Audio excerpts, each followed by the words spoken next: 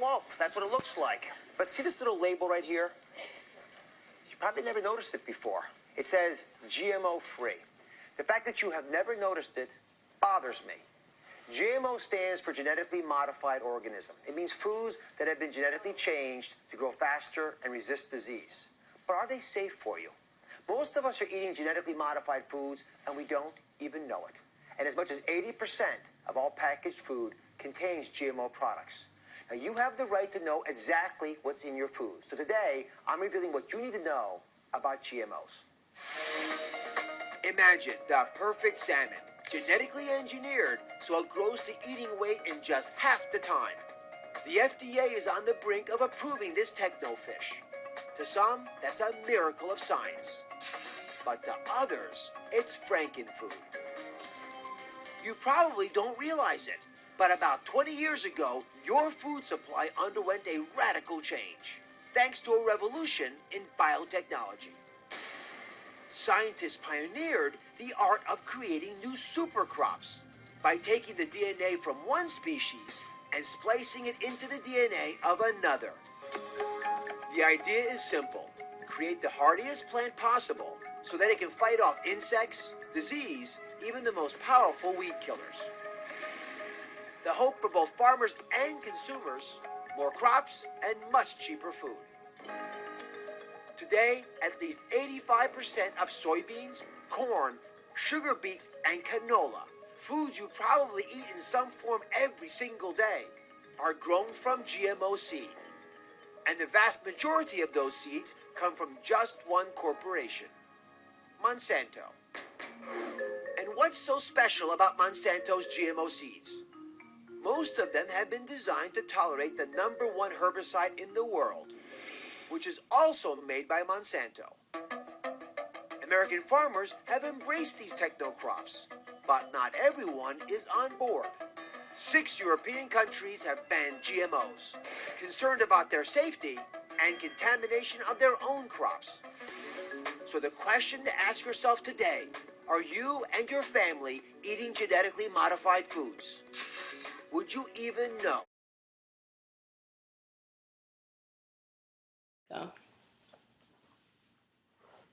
Hello everyone, welcome back to the show. I'm Dr. Oz, and today we're talking about genetically modified foods, pros and cons. I have with me today Dr. Janice Stringer. She's with Monsanto, the largest producer of genetically modified foods. I also have with me Iowa farmer Francis Tucker. Farmer Tucker is here to discuss the implications that genetically modified foods have for her family farm. First, I'd like to provide our viewers with some background. The first genetically modified food was produced in 1992, a tomato called Flavor Saver. The purpose of producing this tomato was to slow the rate of ripening, preventing the tomato from getting soft too early. Throughout the past 15 years, engineers around the world have worked to produce more of these types of crops in order to prevent the use of pesticides and insect resistance, increase herbicide resistance, prevent viruses that could reach an organic version of the crop, and increase the quality of crop production. Janice, as a member of a team of scientists that is working to create these genetically modified foods, can you tell us what your stance is on this? Yes, I can. Thank you, Dr. Oz. There are many advantages for farmers such as Francis Tucker. Genetically modified food is highly appealing to almost all farmers on the market. With genetically modified foods, farmers do not have to worry about their crops growing under just certain conditions.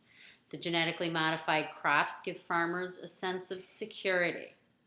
As food shortages and hunger are starting to become global threats, less advantaged countries are looking toward the idea of genetically modified foods for safety as well. Though the process requires expensive technology, in the end, the overall cost can be much cheaper to farmers around the world. With genetically modified foods, underdeveloped countries will benefit and be able to export more of their crops, helping them to survive in the harsh economy today.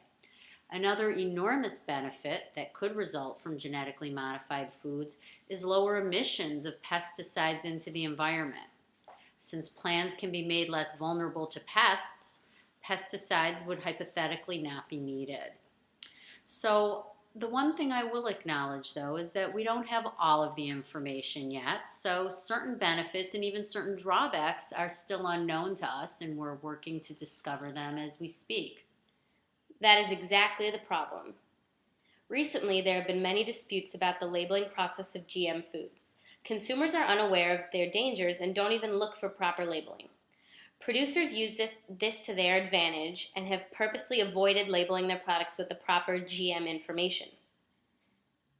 When trying to sell GM products, they advertise genetically modified food as a kind of new and different form of regular crops, making people more comfortable with this completely new creation. They also use the concept of fear, reminding farmers like me about the dangers of growing their crops organically. Haven't many researchers found that GM foods may in the long run be helpful to our society? Well, they actually are completely ignoring the fact that even if, in the long run, it may be cheaper to produce these kinds of foods, underdeveloped countries would be depending heavily on these types of products, will suffer the costs of high-priced genetically modified seed and other resources. They will end up not being able to catch up with the rest of the economy, deepening the gap between the wealthy and poor.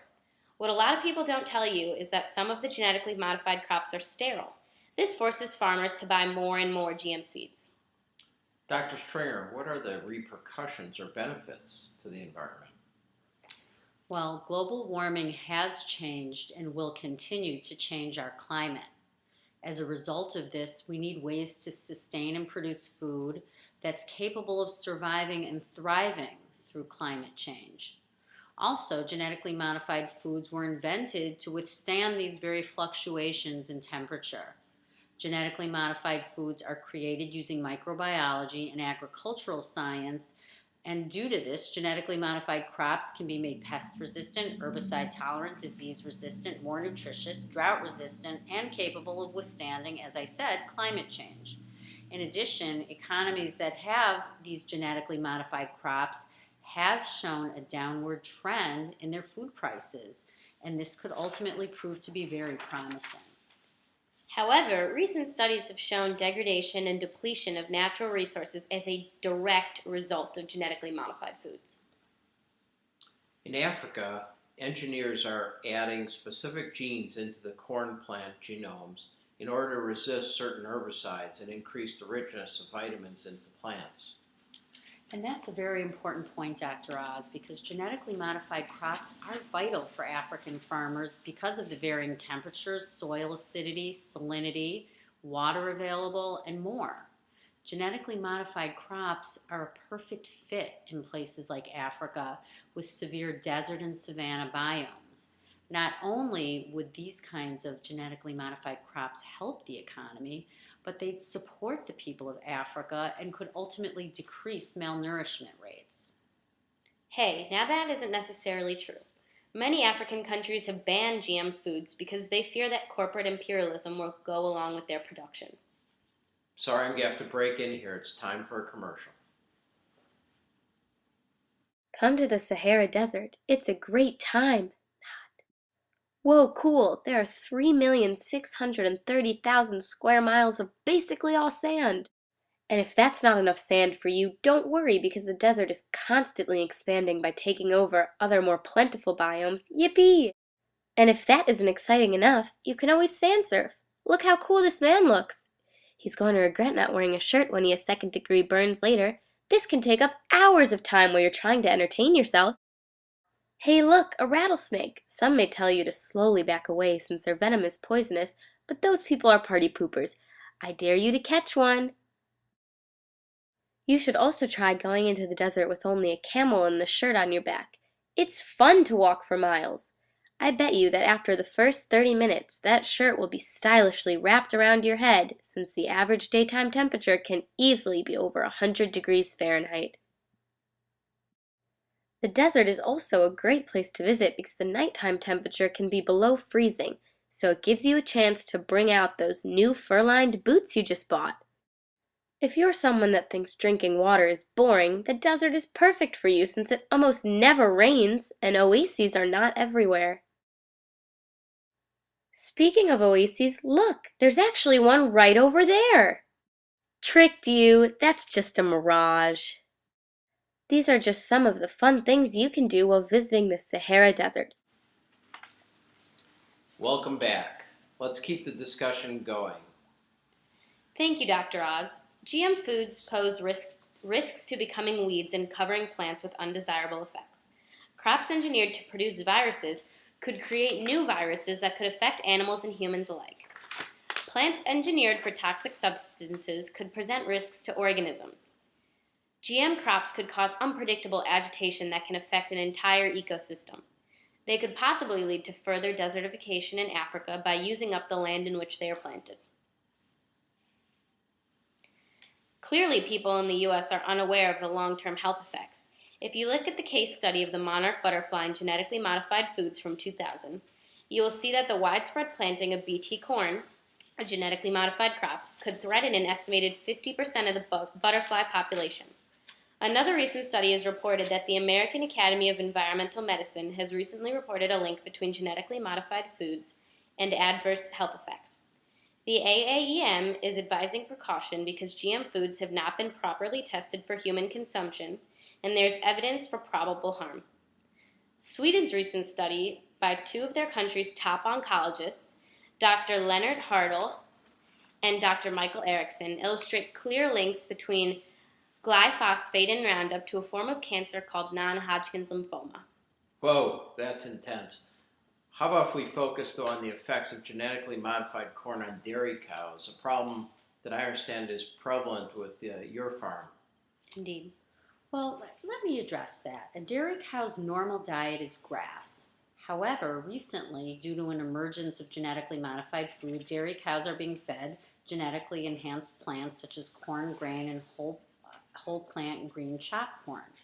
We believe that the modified corn is equivalent in composition, similar in digestibility, and in nutritional value to non-genetically enhanced plants. That is not at all correct. Actually, there are studies to prove that there are dangerous long-term and short-term effects.